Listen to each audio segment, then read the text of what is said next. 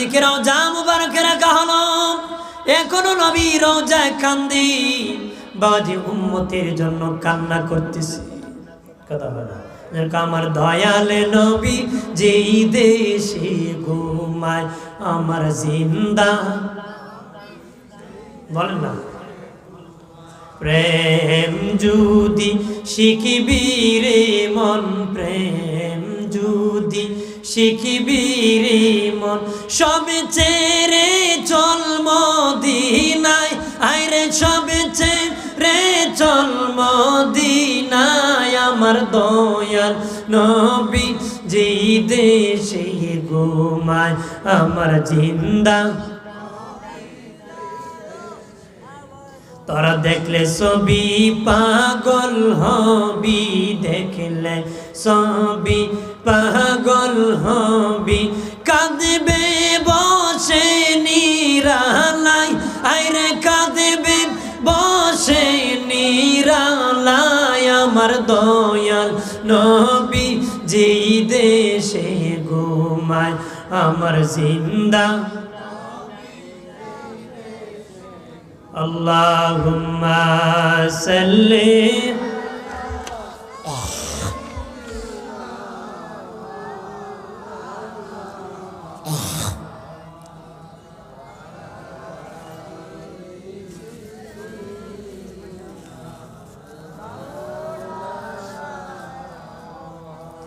ডানে মাটি বামে মাটি, মাটি হবে বিছানা, ওপরেতি বাঁশের সানি, হাওয়া বাতাস লাগবে না আল্লাহ। রংসা দিবে, রংসা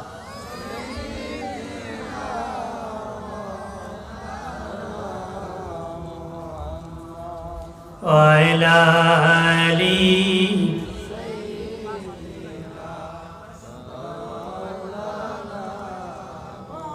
আমার বানের বাবাজিরা রে, নবীজি বলেছিলেন, নবীজি রওজার পাশে আবু বকর সিদ্দিক রাদিয়াল্লাহু তাআলা আনহুর রওজা মুবারক হবে।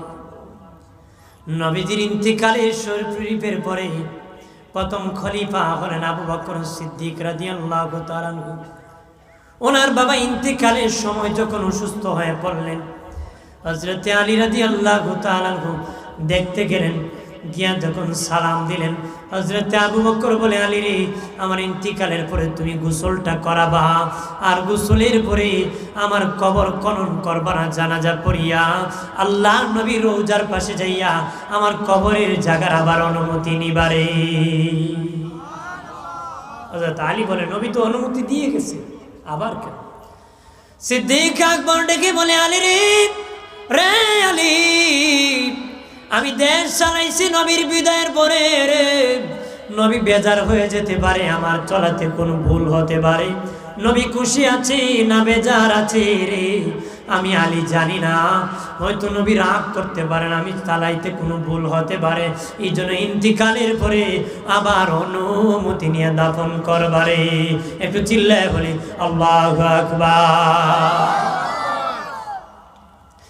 এরপরে প্রাণের বাবাজি হযরত আলী বলেন, সিদ্দিক আকবরের ইন্তিকালের পরে গোসল করায়াম, খাটে উঠাইয়া জানাজা পড়িয়া রাসূলের রওজার পাশে যায় সালাম দিলাম। সালাম দি বললাম, নবীজি, আপনার আবু বকর আপনার পাশে শুইতে চায় গো নবী, আপনার আবু বকর আপনার পাশে শুইতে চান। হযরত আলী বলে, একবার বললাম কোনো অনুমতি নাই, শব্দ নাই, দুবার তিনবার। আমি আলী ভয় পেয়ে গেলাম, মনে হয় নবী রাগ করে ফেলছেন আলীর আবু বকরের উপর। আমি কান্নায় ভেঙে পড়ে গেলাম, বললাম, নবীজি, হিজরতের সাথী আবু বকর গুহার সাথী, মক্কার বাড়িঘর বিক্রি করে মদিনার পল্লীতে ঘর নির্মাণ করছে আপনার রাসূলুল্লাহর পাশে নামাজ পড়ার জন্য। ও মায়ের নবী, এত তাড়াতাড়ি কেমনে গো আবু বকরকে আপনি ভুলে গেলেন? হযরত আলী বলেন আল্লাহর কসম, এই কথা বলতে দেরি রাসূলুল্লাহর রওজা কম্পন কাঁপতে শুরু হতে দেরি হয় নাই। রওজার ভিতর থেকে আজ আসে, আলী রে, এই আলী, আমার বন্ধু আবু বকরকে আমার পাশে শুয়ে দাও। অনুমতির প্রয়োজন নাই, দুই বন্ধু একই চাদরের নিচে শুয়ে থাকবো। আর জোরে বলি। এরপরে খলিফা ওমর ইবনুল খাত্তাব রাদিয়াল্লাহু তাআলা আনহু উনি যখন অসুস্থ হয়ে বললেন, ওনার ছেলে আব্দুল্লাহ ইবনে ওমরকে ডেকে বললেন, রে বাবা আব্দুল্লাহ ইবনে ওমর, প্রথম খলিফা আল্লাহ নবীর পাশে শুইছেন, আমি দ্বিতীয় খলিফা, আমার তো মন চায় সিদ্দিক আকবরের পাশে শুব, কিন্তু কবরের কোনো জায়গা নাই রে বাবা আব্দুল্লাহ। নবীজি আয়েশাকে কবরের জায়গা দিয়ে গিয়েছেন, কিন্তু আমি তো থাকতে পারবো না, অন্য জায়গায় দাফন হতে হবে। বাবা আব্দুল্লাহ, যাও আম্মা জান আয়েশার বাসায় যাইয়া আমি ওমর ইবনুল খাত্তাবের সালাম কানে দিও, আর বলিও রাসূলুল্লাহর রওজার জায়গাটা দিয়েছি, ওই জায়গাটা যদি আমি ওমরকে দান করে দেই, তার বাবা সিদ্দিক আকবরের পাশে আমি শুয়ে যাইতাম। সুবহানাল্লাহ। আব্দুল্লাহ ইবনে ওমর দৌড়াইয়া আম্মা জান আয়েশার কাছে যেয়ে বলেন, মা, দয়াল নবীজি আপনাকে কবরের জায়গা দিয়েছেন, যদি ওই জায়গাখানা আমার বাবাকে দান করে দিতে। নবীজির পাশে, আপনার আব্বা জানের পাশে আমার বাবা ওমর ইবনুল খাত্তাব শুইতেন। সব দুনিয়ার দেওয়া যায়, কিন্তু বাবা এই কবরের জায়গা তো দেওয়া যায় না। আম্মা জান আয়েশা চোখের পানি ছেড়ে কান দিয়ে ভেঙে পড়ে গেলেন, মনে মনে বলেন, যদি রওজার জায়গা না দিই আমার বাবা রাগ করতে পারেন, আমার নবী গুসা করতে পারেন, তোমার কাছে আমার বন্ধু ওমর কবরের জায়গা চাইলো, তুমি দিলা না, যা যা, হ্যাঁ আব্দুল্লাহ ইবনে ওমর, আমি আয়েশার সালাম কানে তোমার বাবাকে দিও, আর বলে দিও আমার কবরের জায়গা তোমার বাবা ওমর ইবনুল খাত্তাবকে আমি দান করে দিয়েছি।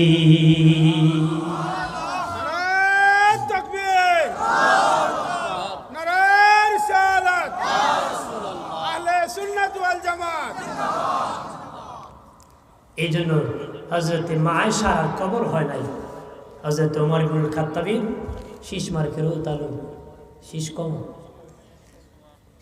আপনার। এই জন্য মা আয়েশার রওজা না হয়ে ওমর ইবনুল খাত্তাবের রওজা হয়েছে, কারণ মা আয়েশা এই জায়গা ওমর ফারুককে দান করে দিয়েছে। জোরে কর, এটা তো শিবরে সাল্লাল্লাহু মহব্বতে।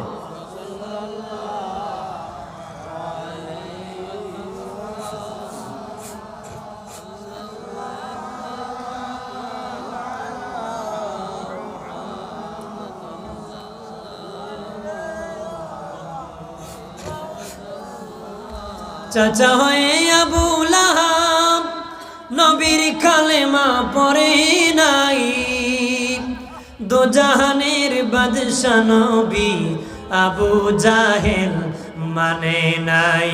সাল্লাল্লাহু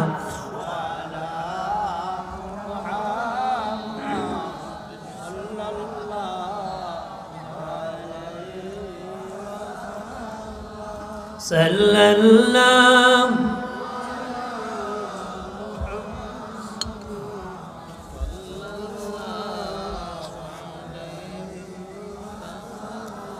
আমল নামায় দরুদ শরীফ বেশি যার, হাসরের দিন সুপারিশ আগে তার।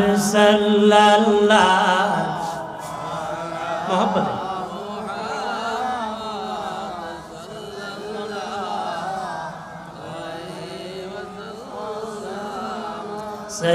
সাল্লাল্লাহু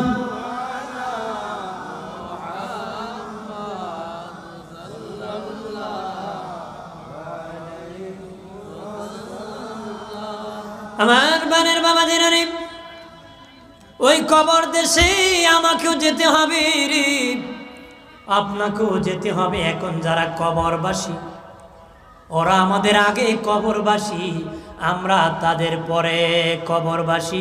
মূলত এখানে যারা আছি আমরা সবাই হবে একদিন কবরবাসী। নবী বলেন, ক্বালা রাসূলুল্লাহি সাল্লাল্লাহু আলাইহি ওয়াসাল্লাম কাসরাতু যিকরিল মাউত ওয়া তিলাওয়াতিল কুরআন। নবী বলেন বেশি বেশি করে মওতের জিকির করো, মওতের চিন্তা করো, বেশি বেশি করে কোরআন তেলাওয়াত করো। মওতের চিন্তায় খারাপ কাজ থেকে বাঁচাবে, কোরআন তেলাওয়াতে ঈমান বাড়ায় দিবে। যার ঈমান যত বেশি বাড়বে তত উচ্চ তবকার জান্নাতের মেহমান হবে। তাহলে ঈমান বাড়ানো লাগবে কোরআন তেলাওয়াতের দ্বারা। কোরআন তেলাওয়াত করে ঈমান কি বাড়ে? এটা গজে বাড়ে না লম্বায় বাড়ে? কই না মাতুন না, গজে বাড়ে না লম্বায় বাড়ে? গজও বাড়তো না, লম্বায় বাড়তো না, ঈমানই শক্তি বাড়বো। কার ঈমান বাড়ছে? যার ঈমান, যার জীবন যত গুনাহমুক্ত তার ঈমান তত শক্ত। কথা হয় না? যার জীবন যত গুনাহমুক্ত তার ঈমান তত কি। এই জন্য দয়াল নবীজি বলেছেন, হে বাবা আবু হুরায়রা, ঈমানের নৌকা মজবুত করো রে, ঈমানের নৌকা মজবুত করো বাবা, তুফান আসতেছে, কঠিন তুফান আসবে বাবা আবু হুরায়রা, ঈমানের নৌকা মজবুত করো রে। নদীতে যখন স্রোত আসে নৌকা ভালো না হলে মোকাবেলা করা যায় না রে। নবী কয় সামনে তুফান আসবি, ঈমানের নৌকা মজবুত করতে হবে। মরণের তুফান, কবরে মুনকার নাকির ভয়াবহ তুফান, কবরের চাপের তুফান, মিজানের পাল্লার কাছের তুফান, ফুলসিরাতের পুলের তুফান। বাবা আবু হুরায়রা, এই তুফান মোকাবেলা করতে হবে। করতে গেলে ঈমান নৌকা মজবুত করতে হবে। ঈমানের নৌকা মজবুত করতে। ভাইরা আমার খেয়াল করেন ভালো করে, মরণের তুফান বড় কঠিন। ইমাম জালালউদ্দিন সুয়ুতি বলেন, মরণের সময় 500 ফেরেশতা ঝাঁপিয়া পড়েনি, 80 জায়গা দিয়ে রুহু পলাইতে চায়, 80 জায়গা দিয়ে রুহু পলাইতে চায়। তো ভয়ঙ্কর অবস্থা মরণের। শয়তান তুমি যদি 80 বছর হায়াত পাও, 80 বছরের ভিতরে যত মেহনত করবে পথভ্রষ্ট বানানোর জন্য, ইন্তেকালের সময় 80 বছরের মেহনত একত্র করে যত কষ্ট, এই রকম কষ্ট একসাথে করবে পথভ্রষ্ট বেঈমান কাফির বানানোর জন্য। বাবার সুরত ধরে ইবলিস আসবে, নানার সুরত ধরে আসবে, আপনার প্রিয়জনের সুরত ধরে আসিয়া পথভ্রষ্ট করতে চাইবে, জাহান্নামী বানাইতে চাইবে। নবী বলেন রে আমার উম্মতেরা, ওই মরণের তুফান বড় কঠিন তুফান রে, মোকাবেলা করতে হবে রে। এই জন্য ঈমানি নৌকাকে শক্ত করতে হবে। ইবলিস যতই তুফান দেখ, নৌকা মজবুত, তোমাকে গাইল করতে পারবে না, নরম করতে পারবে না, জাহান্নামী বানাতে পারবে না। কঠিন মুহূর্তের সময় বান্দা আল্লাহর নামে কালেমা পড়ে বিদায় হবে রে। কথা বলি ঠিক কিনা? আমরা চাই কিনা ঈমানি নৌকা মজবুত? জোরে ক। তাহলে সকালে এক কথা, দুপুরে আরেক কথা কইলে তুই মজবুত হইব। মানে 100 পাইলে 5টা মিথ্যা কথা কয়, 200 হইলে 10টা কয়, 500 দিলে 100টা কয়, আর 1000 দিলে কয় জীবন দিলে। কি দিলে? জীবনই দিলে। প্রতারক আছে কিনা? ভাই সাহেব আপনার সাথে আমি আছি, কিন্তু যখন সুডে ধরে কই দিয়ে ফলায়। ঠিক কিনা বলে? জোরে বলে। এই জন্য কেছিল আম খায়ো জাম খায়ো তেঁতুই খায়ো না, তেঁতুই খাইলে অসুখ হবে ডাক্তার পাইবা না। হ্যাঁ, তেঁতুই বেশি খাইলে কিব সমস্যা, যেন হিসাব করে খাইতেব। পাইলে খাওয়া যাবে না, যেখানে সেখানে খাওয়া যাবে। আমরা তো যা পাই তাই। ভাইরা আমার খেয়াল করেন ভালো করে। এরপরে তুফান মুনকার নাকির ভয়াবহ রূপ। নবী বলেন, রে বাবা সাহাবীরাম, তোমরা ভয়াবহ মোকাবেলা করতে হবে। তুফান আসবে, কবরের চাপ মারবে, চাপের তুফান। কবর চাপা মারবে, অলিকে চাপ মারবে, মমিনকে চাপ মারবে, ফাসেককে চাপ মারবে, ডান দিকের হার বাম দিকে যাবে। আল্লাহর ওলি কবরে গেলে কবর চাপ কিভাবে মারে জানেননি? বন্ধু বন্ধুর সাথে দেখা হলে সিনার সাথে সিনা লাগায় চাপ দিয়া ধরে, মা সন্তানকে দুধ পান করাইতে হাত দিয়া চাপ দিয়া ধরে। আল্লাহর ওলি কবরে যা মারতো, দুবাসের মাটি ভালোবেসে চাপ দিয়া ধরবে। আর ফাসিককে তোলার মতো লড়াই। আমাদের দেশে নাস্তিকরা বলে কবরের আযাব বলতে কিছু নাই, কবর বলতে হাসর বলতে কিছু নাই, শেষে আল্লাহ বলতে নাকি কিছু নাই। কন্যা নাউজুবিল্লাহ। নাস্তিকরা বলে মহাশূন্যে নাকি গ্রহ ছিল, হঠাৎ করে বিস্ফোরণ হয়ে গেছে, তার দ্বারা নাকি পৃথিবী হয়ে গেছে।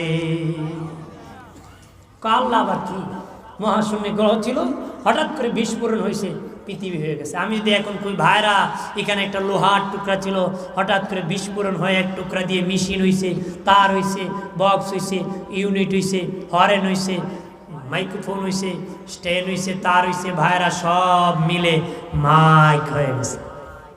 আপনারা কি করবেন? তার সিরা হুজুরটা আইলো করতে, কথা হয় না, বলবো কি না? আপনার কোন লোহা যদি বিস্ফোরণ হয় তার সিরা হয় কর, লোহা যদি বিস্ফোরণ হয়ে মাইক হয়ে গেছে বললে তার সিরা হয়।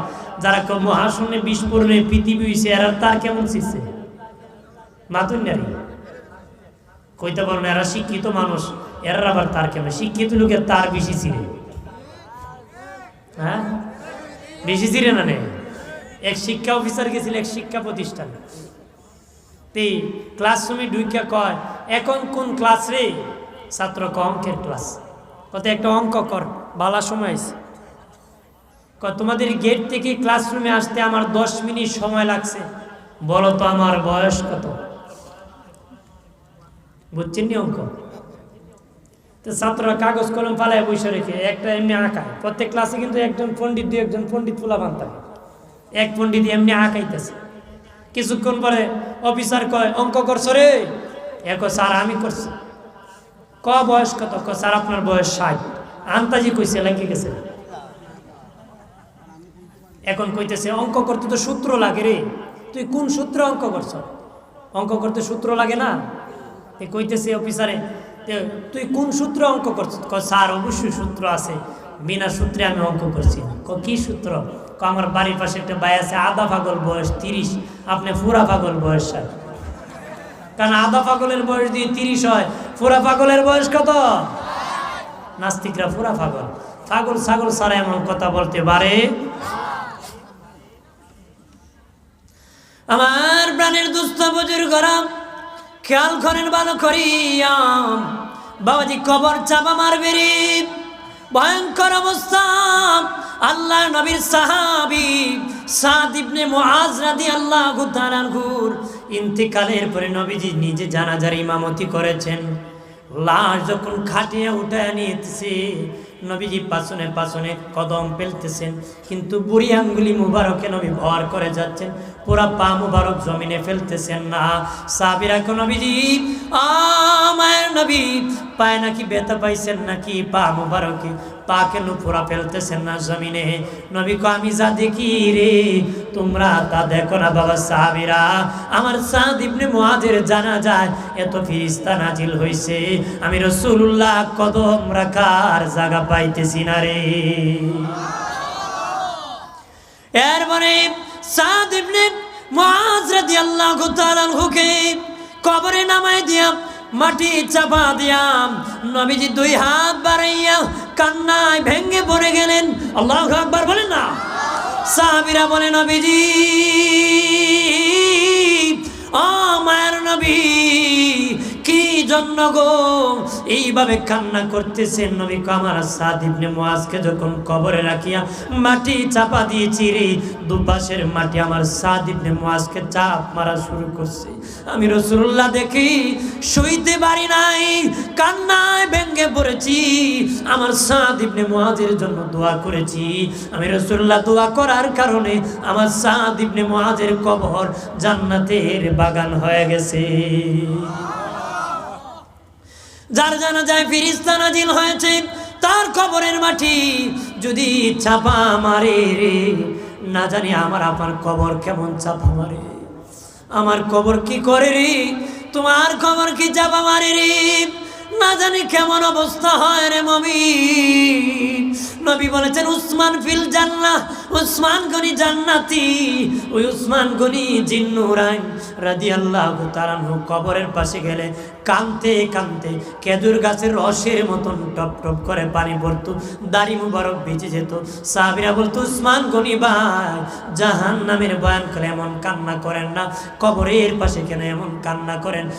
উনি বলেন কবর হলো প্রথম ঘাঁটি, কবর হলো প্রথম স্টেশন।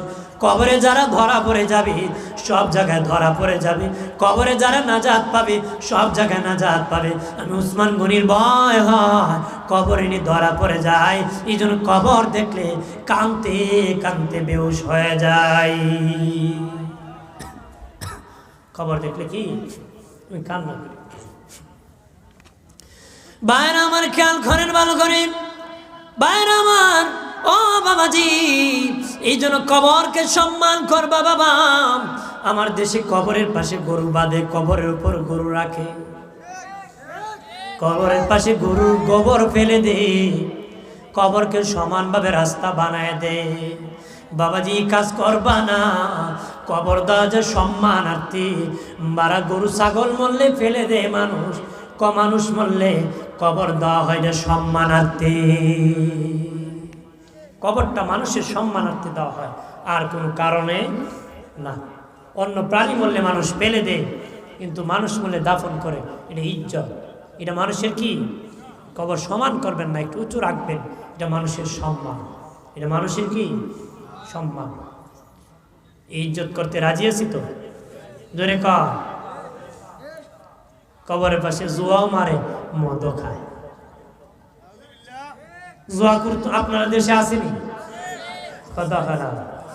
এখন বলে ডিজিটাল জুয়া আইছে, মোবাইলও মারে, সাবের ফুলায় মারে, হাড্ডি মারে।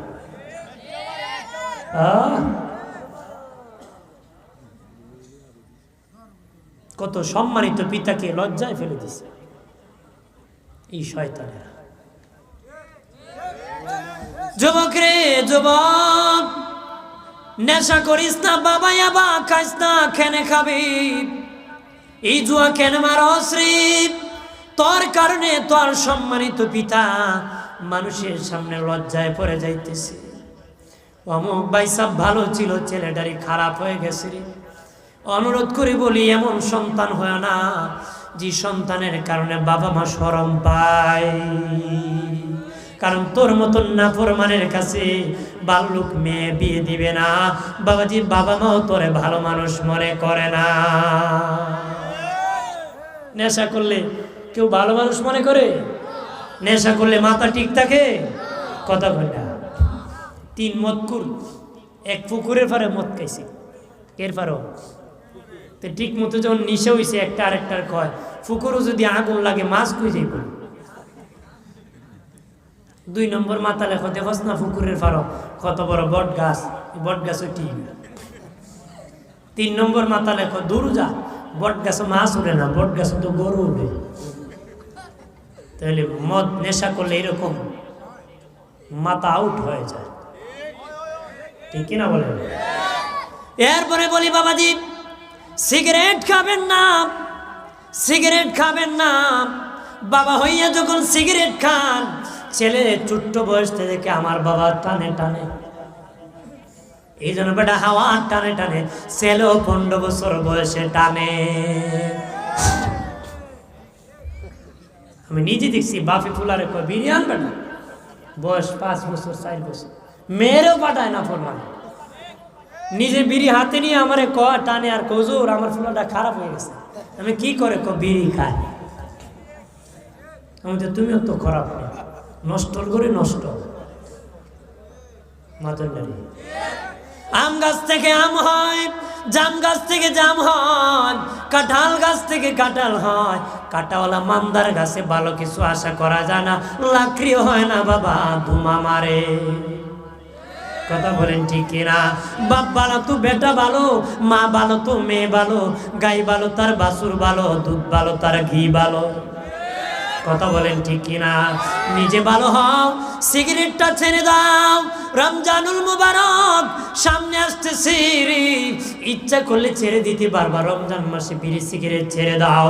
কোরআনুল কারিমে সূরা বাকারা আল্লাহ বলেন, তোর জীবনকে মরণের দিকে ঠেলে দিও না, তোমার জীবনকে মৃত্যুর দিকে ঠেলে দিও না। সিগারেটের প্যাকেটে লেখা থাকে ধূমপান মৃত্যু ঘটায় দেয়। আল্লাহ কোরআনে কয় তোর জীবনে মৃত্যুর দিকে ঠেলে দিও না। সিগারেটের প্যাকেটে লেখা থাকে ধূমপান মৃত্যু ঘটায় দেয়, তার মানে যেই ভাই সব খায় ইচ্ছা করে মরণ ঘটায়, হারাম। কথা হয় না? আবু দাউদ শরীফের হাদিস এসেছে, নবীজি বলেছেন যেই জিনিস বেশি খাইলে নেশা হয় ওই জিনিস কম খাওয়া হারাম। যে জিনিস বেশি খাইলে নেশা হয় ওই জিনিস কম খাওয়া হারাম। বিড়ি সিগারেট যারা খায় তাদেরকে জিজ্ঞাসা করে দেখেছি, একসাথে 10টা খায়, একটার পরে আরেকটা নেশা হয়ে যায়, তার মানে এটা কম খাওয়া হারাম। বিড়ি সিগারেট যারা খায় তাদের মুখে আগুন থাকে, জাহান্নামীর মুখে আগুন থাকবে। তোমরা যারা বিড়ি সিগারেট খাও তোমাদের মুখে আগুন, জাহান্নামীর মুখে আগুন থাকবে। এটা মিল আছে রে। বিড়ি সিগারেট যারা খায় তাদের মুখের মধ্যে দুর্গন্ধ করে, দুর্গন্ধ দুর্গন্ধ, তার কাপড়ে দুর্গন্ধ, তার পাঞ্জাবিতে দুর্গন্ধ, টুপিতে দুর্গন্ধ, লুঙ্গিতে দুর্গন্ধ, তার বাবা বালিশে দুর্গন্ধ, বিছানায় দুর্গন্ধ, এমনকি বোর কাপড়ও করে দুর্গন্ধ। এ বেচারাম মসজিদে যেখানে নামাজ পড়ে বাবা, নামাজের বিছানায় যেখানে নিয়মিত যদি এক জায়গায় নামাজ পড়ে, যেখানে সেজদা দিয়ে জায়গা তো বিড়ির গন্ধ করে। আর পাশে মানুষ যদি ওই বিড়ি যে খায় তার পাশে দাঁড়ায় নামাজ পড়তে, সেও কষ্ট পায় তার দুর্গন্ধে। বাবাজি, অযথা একজন মুমিনকে কষ্ট দিলে আল্লাহর ফেরেশতা কষ্ট পায়। ফেরেশতাকে কষ্ট দেওয়া হারাম, ফেরেশতাকে কষ্ট দেওয়া হারাম। বিড়ি সিগারেট পুরাটাই অপচয় বাবা, অপচয় করা হারাম। এটা টানবেন না বাবা, ধরবেন না, খাবেন না, এমন নেশা করবেন না। আমার দেশে মানুষ নাকি বাথরুমও বৈশা খায়। নীরব নিরিবিলি পরিবেশ, ইন্টারন্যাশনাল বাথরুম, ওটা বয়ে বয়ে টানে। বিড়ির গন্ধ টানে না পায়খানার গন্ধ টানে আল্লাহ জানে। খবিস তো কথা হয় না। যারা বিড়ি সিগারেট খান দুম অবস্থা আজরাইল আসলে কালেমা নসিব হবে না, কারণ রহমতের ফেরেশতা না আসলে কালেমা নসিব হবে ভয়ঙ্কর। শাহ আব্দুল আজিজ রহমতুল্লাহ আলাইহি বাহাস করতে গেছিল এক ইহুদির সাথে। তো এবার বাহাস করতে সাথে কুত্তা নিয়ে আইছে ইহুদি। কি নিয়ে আইছে? কুকুর নিয়ে আইছে। তো উনি জিজ্ঞেস করে তোমার সাথে কুকুর কেন? তোমার নবী কইছে কুকুর যেখানে ফিরিস্তা নাই কেন। তা আজরাইল তো ফিরিস্তা, কুকুর নিয়ে আমি ঘুরে আজরাইল আইতো না, মরতাম না। তা আমরা দেশে বিড়ি যারা খায় এরা খয়, তাহলে ফিরিস্তা তো আইতো না, মরতাম না। আইব শাহ আব্দুল আজিজ রহমতুল্লাহ কয় তোর দেশের কুকুর মরেনি? কয় মরে। তুই মরার সময় কুত্তা মারার ফিরিস্তাই। কি মারা ফিরিস্তা? কুত্তা মারা। রহমতের ফিরিস্তা আসবে, আর রহমতের ফিরিস্তা না আসলে কালেমা নসিব হবে। খারাপ লাগতেছে নাকি? হ্যাঁ, রাগ করতেছে? রাগ করে না। গ্রাম দেশে গরম বাতি বিলাই বেজার, হক কথা হাম্মক বেজার। রাগ করেন না সব। আমার প্রাণের বাবাজি রে, খেয়াল করেন ভালো করে প্রাণের বাবাজি। এই জন্য বাবা কবরের পাশে জুয়া মারিও না রে, কবরের পাশে বাবা মদ খেও না, কবরকে সম্মান করো। মুসলমানের কবর দেখে একজন হিন্দু মহিলা কালেমা পড়ে মুসলমান হয়ে গেছে। আমাদের কবর দেখে কালেমা পড়ে মুসলমান হয়ে গেছে।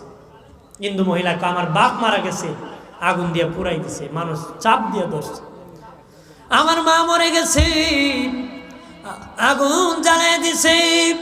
যেই মার গোপন অঙ্গ কেউ দেখে নাই, চাপ দিয়ে ধরছে মানুষ, আমার মায়ের অঙ্গগুলা দেখছে। এটা কোনো ধর্ম হতে পারে না। ও বলে মুসলমানের কত সম্মান, মরে যাওয়ার পরে উপর কাপড় টাঙ্গায়া গোসল দিতেছে রে, কাফন পরায়া খাটিয়া উঠে খুব আস্তে আস্তে নিয়ে কবরে নামাইতেছে। কত সুন্দর কবর করতেছে, খাটিয়া দিয়ে মাটি চাপা দিতেছে। এর চেয়ে সুন্দর আর কিছু হতে পারে না। কবর দেখে কালেমা পরে মুসলিম হয়ে গেছে। এই জন্য রে প্রাণের বাবাজি, কবর জিয়ারত করবারে বেশি বেশি করে কবর জিয়ারত করবা। নবী বলেন মুর্দারও লাভ, জিন্দারও লাভ, বাবারও লাভ, সন্তানেরও লাভ। ঠিক কিনা বলেন? বেশি বেশি করে কবর জিয়ারত করবা। আজকে কবর জিয়ারতের বিপক্ষে ফতোয়া দিতেছে।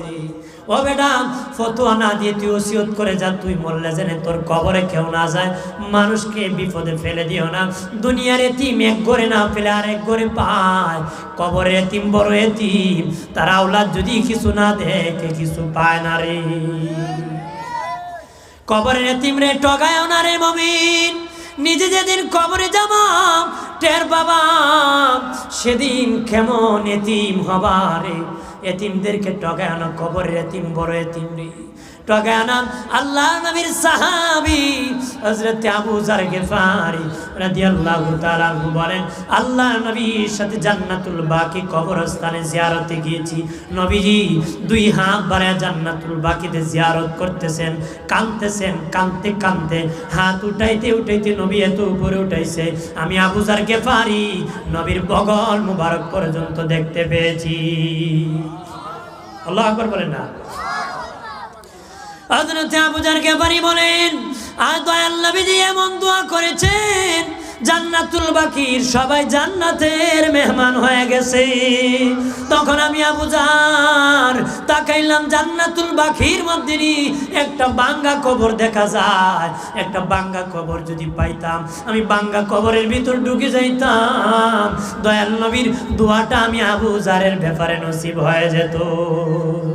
আমার আল্লাহর নবী সরওয়ারি, আমার মায়ার নবী কান্ডারি, দয়া করো আমি দয়ার ভিখারি। বুঝাইছি না?